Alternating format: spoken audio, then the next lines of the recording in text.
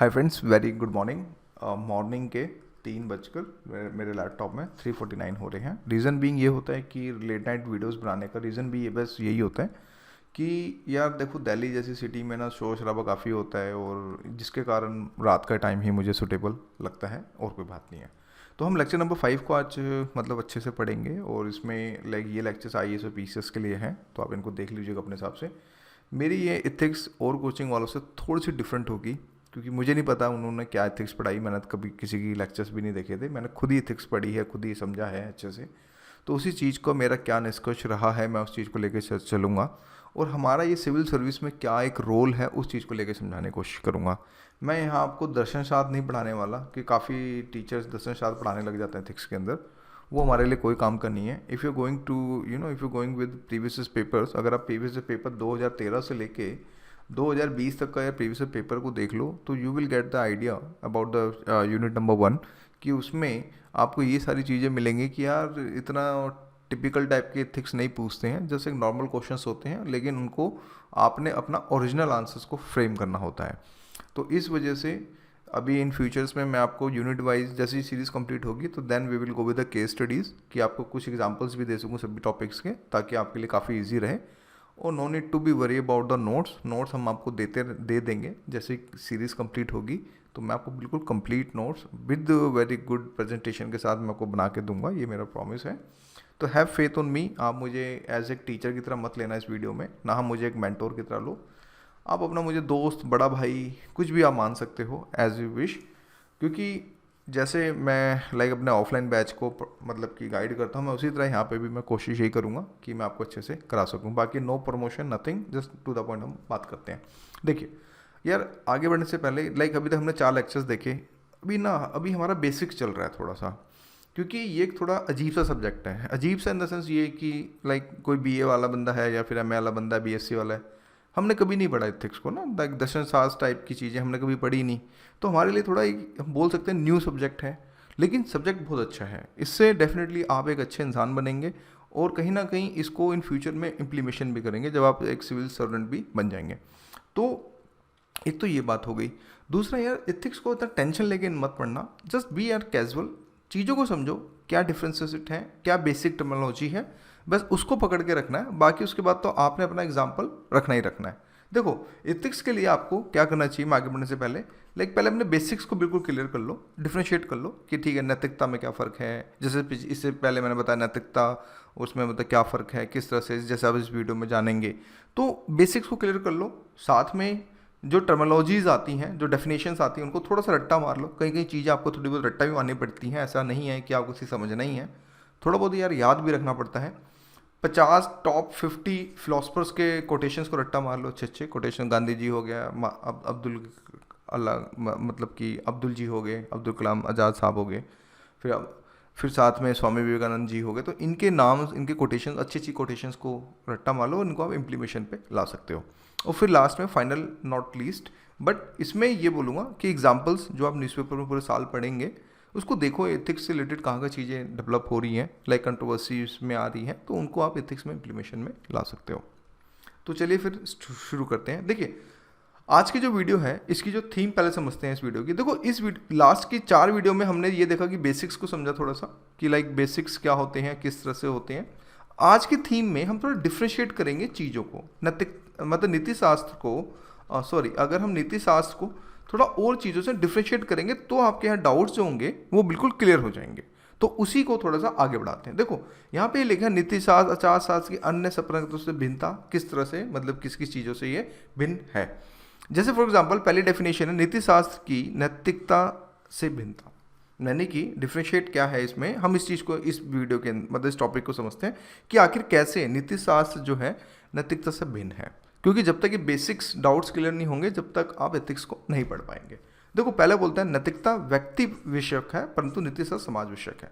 अब इसको थोड़ा सा समझते हैं। देखो, एक मिनट,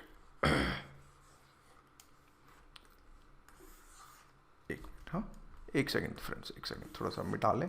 हाँ, देखिए, जैसे कि क्वेश्चन कहता है कि ये व्यक्तिपरक है, जो नैतिकता है ये आपका व्यक्तिपरक है, ठीक है। लेकिन जो नीति शास्त्र है हमारा, वो हमारा सामाजिक है। अब इस चीज को थोड़ा सा समझते हैं। देखो, जैसे कि नैतिकता ठीक है, व्यक्तिपरक है, व्यक्ति अच्छा भी हो सकता है, बुरा भी हो सकता है, जैसा भी है, लेकिन समाज यहाँ पे अच्छा बुरा नहीं हो सकता, समाज हमेशा अच्छा ही होगा। क्योंकि जब कितने सारे व्यक्ति मिलकर समाज बनाते हैं तो कहीं ना कहीं नीति शास्त्र समाज की बात करता है। पहला पॉइंट, नैतिकता में अगर देखा जाए चीजें डिफरेंशिएट हो सकती हैं।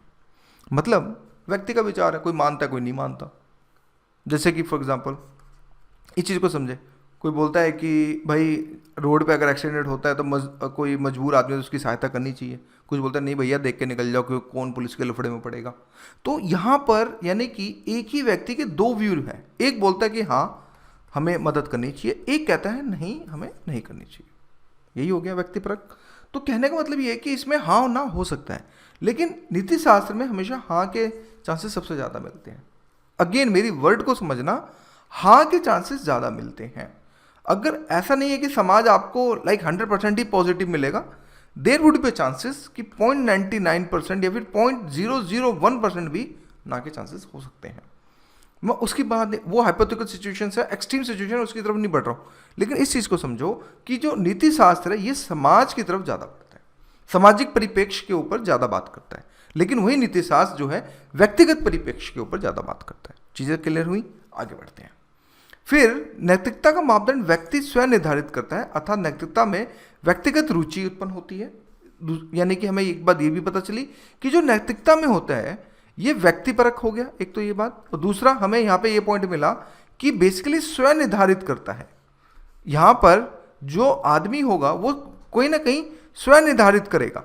लेकिन वहीं अगर हम एक व्यक्ति विशेष के लिए कोई कर्म, विचार, विश्वास नैतिक हो सकता है, तो क्या हुआ अगर अन्य के लिए यही कर्म या विचार अनैतिक हो। यानी कि अब यहाँ पे अगर सिचुएशंस को देखें, थोड़ा सा आप चीज़ों को थोड़ा सा समझें, तो आपको यहाँ पे ये चीज़ पता चलेगी कि एक मिनट, जैसे कि आपको ये चीज़ बेसिकली अगर देखें तो ये चीज़ पता चलेगी कि हो सकता है कोई आदमी कह रहा है कि हाँ ये चीज़ अच्छा काम है, भाई पहला व्यक्ति है वो कह रहा है कि हाँ अच्छा काम है, लेकिन वही दूसरा व्यक्ति कह रहा है नहीं भाई ये दूसरा अच्छा काम नहीं है, अच्छा काम नहीं है। तो उस कंडीशन में कहीं ना कहीं नैतिकता की धज्जियां उड़ गई हैं। भाई कहने का मतलब यही हुआ कि कहीं ना कहीं नैतिकता जो है, अगर चीज़ों को थोड़ा सा समझें तो कहीं ना कहीं नैतिकता चरमरा गई है कि भाई क्योंकि यहाँ पर हाँ में और ना में हमें साउंड नज़र आ रहा है। लेकिन वहीं अगर हम बात करें कि दूसरे शब्दों में एक व्यक्ति स्वयं को नैतिक मान सकता है और इसके लिए दूसरों के लिए अनुमोदन की आवश्यकता नहीं होती। यानी कि ठीक है, मतलब कि वो दूसरे के लिए जरूरी नहीं कि भाई वो नैतिक ही बोले, लेकिन नीति शास्त्र में ऐसा नहीं होता। नीति शास्त्र के अंदर जो मूल्यांकन जो होता है, जो चीज़ों का जो देखा जाता है, वो हमेशा एक इथिकली राइट की तरफ बढ़ा जाता है। यानी कि अगर हम बात करें इथिकली राइट की तरफ सबसे ज़्यादा जो है यहाँ पे बेसिकली जो है देखा जाए तो सबसे ज़्यादा बढ़ा जाता है। दो चीज़ें क्लियर हुई, एक नैतिकता व्यक्तिपरक है, यहाँ पर आदमी की अपनी एक रुचि होती है, हाँ ना में कर सकता है, लेकिन यहाँ पर ये एक सामाजिक है जिसमें नीति शास्त्र के अंदर, और दूसरा यहाँ पे अपनी रुचि नहीं चलती। क्लियर हुआ? कोई doubts, any doubts? I hope आपको चीजें अभी धीरे धीरे और ज्यादा क्लियर होंगी। और आगे समझते हैं। दूसरी ओर नीति शास्त्र आचार शास्त्र का संबंध समाज से है। एक सामाजिक व्यवस्था के रूप में नीति शास्त्र मनुष्य के व्यक्तिगत तथा सामाजिक कल्याण के लिए उसके आचरण का नियमन, नियंत्रण, मूल्यांकन तथा मार्गदर्शन करता है। अब ध्यान से समझना, नीति शास्त्र नैतिकता में जो चीजें थी वो व्यक्तिपरक थी। वही नीति शास्त्र के अंदर चीजें क्या क्या आ रही हैं भाई, आपके अंदर आ रही हैं, जैसे कि सामाजिक कल्याण, दूसरा आ रहा है आपका आचरण का नियमन का मतलब होता है कंट्रोल, हिंदी इसको इंग्लिश में कहते हैं, मतलब कि नियमन मतलब कि फॉलो करना, मतलब आप ऐसे समझ सकते हो, नॉट कंट्रोल बट हाँ फॉलो करना। नियंत्रण का मतलब होता है कंट्रोल, हाँ भी चीज़ें मतलब बेकार ना हो जाए, इस चीज़ को उस ताक पे रख के कि हाँ चीज़ें ठीक चलनी चाहिए। और दूसरा मूल्यांकन कि हाँ क्या ये चीज़ें ठीक है या नहीं है। और दूसरा मार्गदर्शन। तो ये सब चीज़ें हैं, ये हमारी जो है नीति शास्त्र के अंदर आके एक मजबूत पक्ष जो है मतलब बनाती है। तो हमें ये पता चला कि नैतिकता जो है व्यक्तिपरक है, आदमी के ऊपर है, मान भी सकता है, नहीं भी मान सकता, लेकिन नीति शास्त्र में ऐसा नहीं है। यानी कि अगर मैं बोलूं नैतिकता ये है और वही नीति शास्त्र ये है, अगर हम यानी कि ये हो गया नैतिकता और इसी के परिप्रेक्ष्य में ये हो गया आपका नीति शास्त्र। समझ आया? आई होप आपको चीजें, यानी कि अगर हम बात करें तो नीति शास्त्र का मतलब नैतिकता जो है नीति शास्त्र का सिर्फ एक अंश है। आप ऐसे भी समझें कि लाइक जो नैतिकता है वो कहीं ना कहीं एक अंश है, वो भी किसका? नैतिकता नीति शास्त्र का। चीजें क्लियर हुई? इसी के बाद दूसरे शब्दों में यह लोगों को आत्मसात करने की जो है प्रेरणा देता है, और ऐसे में नीति शास्त्र को सिर्फ व्यक्ति विशेष तक ही सीमित नहीं किया जा सकता। समझे? यानी कि ये सामाजिक परिप्रेक्ष्य के ऊपर ज़्यादा फोकस करता है, दूसरे व्यक्ति परिप्रेक्ष्य के ऊपर ज़्यादा फोकस नहीं करता है। वहीं नैतिकता जो है व्यक्ति परिप्रेक्ष्य के ऊपर ज़्यादा फोकस करता है, और नीति शास्त्र जो है सामाजिक परिप्रेक्ष्य के ऊपर ज़्यादा फोकस करता है। उसके डायमेंशंस में बहुत सारी चीज़ें, जिसमें नियमन भी आता है, आचरण का नियंत्रण भी आता है, मूल्यांकन भी आता है, मार्गदर्शन भी आता है। ये सारी चीज़ें जो है बेसिकली होती हैं। नेक्स्ट चलते हैं, नैतिकता की धर्म से भिन्नता। कुछ लोग कहते हैं कि नहीं धर्म है तो ये चीज़ें हैं, पर ऐसा नहीं है। नीति शास्त्र जो है ये धर्म से भी जो है भिन्न होता है। रीजन इसमें देखो, जब आप पूरी चीज़ों को पढ़ोगे तो आपको यहाँ पे ये चीज़ समझ आएगी कि इसके अंदर देखो एक व्यक्ति हो सकता है किसी भी धर्म को, एक धर्म को फॉलो करता हो, जरूरी नहीं कि वो व्यक्ति अन्य धर्म को भी फॉलो कर रहा, यानी अन्य धर्म की बातें भी मान सके। जैसे कि हमारे समाज के अंदर दो तबके हैं मेजोरिटी के तौर पे अगर हम देखें, तो उसमें ये अक्सर इस तरह का द्वंद्व जो है पाया जाता है कि एक धर्म का आदमी दूसरे धर्म की बातों को नहीं मानता है, और उसी की जैसे दूसरे धर्म का व्यक्ति पहले धर्म के बातों को नहीं मानता है। तो उस कंडीशन में यहाँ पे चीज़ें भिन्न हो रही हैं। क्यों भाई? वो धर्म को मान भी रहा है, एक धर्म को मान रहा है, दूसरे धर्म को नहीं मान रहा है। लेकिन नीति शास्त्र में ऐसा नहीं है। नीति शास्त्र में ये चीज़ें जो अगर हम बात करें तो ये बिल्कुल इस तरह से चीज़ें जो है बिल्कुल नहीं चलती हैं। हालांकि सभी धर्म एक ही बात कहते हैं, अच्छे कर्म मतलब कर्म बेसिकली जो कर्मों के ऊपर ज़्यादा फोकस करते हैं, लेकिन जरूरी नहीं कि व्यक्ति के लिए कि वो उस धर्म को माने। तो लेकिन नीति शास्त्र में इस तरह की चीज़ें नहीं होती। यहाँ पे जो चीज़ें होती हैं वो नैतिक चीज़ों के ऊपर सबसे ज़्यादा फोकस करती हैं कि सभी धर्म मिलके या फिर सभी चीज़ें मिलके हमें कौन कौन सी अच्छी बातें जो है सिखा रही हैं। तो कहने का मतलब ये है कि नीति शास्त्र के अंदर धर्म जो है वो कहीं ना कहीं ज़्यादा बड़ा रोल प्ले नहीं करता। साथ में ये धर्म से रिलेटेड जो भी ये बातें हैं वो अच्छी बातों को ही प्रमोट करने की जो कोशिश करता है। यानी कि दूसरी तरफ यहीं से देखिए कि नैतिक आदर्श अधिकांश धर्म के अनिवार्य अंग है, परंतु यह धर्म की समस्याओं का समाधान सुनिश्चित नहीं कर पाते। वस्तुतः धर्म का केंद्र बिंदु ईश्वर होता है। यानी कि अगर हम देखें धर्म का जो केंद्र बिंदु है वो कहीं ना कहीं ईश्वर है, परंतु नीति शास्त्र का केंद्र बिंदु व्यक्ति और अनिवार्य अंग के रूप में नीति शास्त्र को धर्म का आधार बनाया जा सकता है, परंतु नीति शास्त्र का आधार नहीं बनाया जा सकता, क्योंकि एक धर्म द्वारा स्थापित नैतिक आदर्श को अन्य धर्म के लोग शायद ही स्वीकार करें। आप समझे मेरी बात को? यानी कि धर्म जो है बेसिकली वो कहीं ना कहीं ईश्वर के अंदर समाहित है कि ठीक है भाई ईश्वर के थ्रू अल्लाह है, आपका हिंदुइज्म है, आपका सिखिज्म है, आपके पारसी हैं, आपके बुद्धिज्म है, ये सारी चीज़ें हैं। और दूसरी बात इसमें यह भी है कि जरूरी नहीं कि एक धर्म का आदमी दूसरे धर्म को माने या उसको फॉलो करे, ऐसा नहीं है। लेकिन नीति शास्त्र में जो बेसिकली अगर बात करें, इसको आधार तो बनाया जा सकता है। इसको ये नहीं है कि लाइक इसको ठीक है, इसको बेसिकली अगर बात करें तो इसको आधार बनाया जा सकता है, लेकिन इसको समाहित नहीं किया जा सकता। तो कंक्लूजन यहाँ पे हमें यही चीज़ जो है बेसिकली हमें जो है देखने को मिलता है। तीसरा अगर हम देखें, तीसरा है नीति शास्त्र के लिए कानून का अनुसरण जो है अनिवार्य नहीं है। यानी कि हमें यहाँ पे ये पता चलता है, अगर आप इसको पूरे को पढ़ेंगे तो आपको यहाँ पे ये देखने को मिलेगा कि देखो कानून में क्या होती है, कुछ चीज़ें लिमिटेड होती हैं। लिमिटेड का मतलब यहाँ पे ये होता है कि ठीक है जो कानून में लिखा है हमने उसको फॉलो करना है, राइट।